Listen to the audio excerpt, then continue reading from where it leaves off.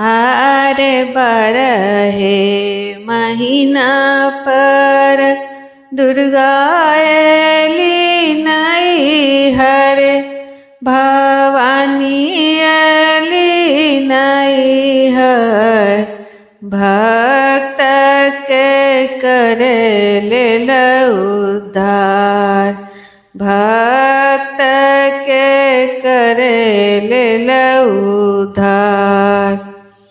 कथी चढ़ी एली माता कथी चढ़ी जयती माँ कथी चढ़ी जयती कौने रंग लगल ओहार कौने रंग लगल ओहार।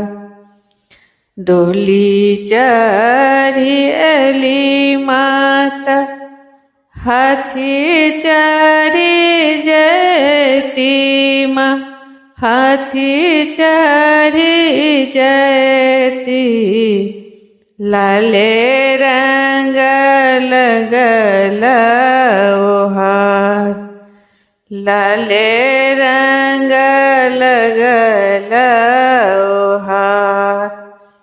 एक को सगली माता दुई को सगेली माँ दुई को सगेली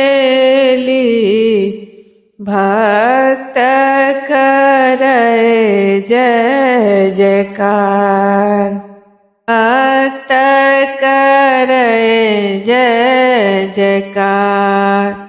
ओ घर उठाई मैया नगर दिसता कलमा नगर दिसता कल ब्राह्मण बेटी जल लेन ठार ब्राह्मण बेटी जल लेन ठार।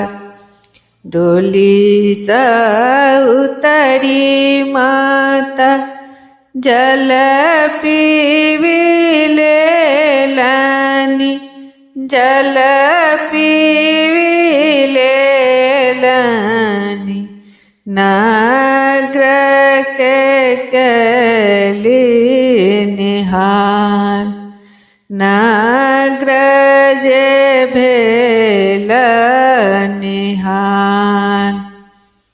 पवन करे मैया आहे कैनी हो राम आहे कैनी हो रा भक्त के करियो उद्धार भक्त के करियो उद्धार।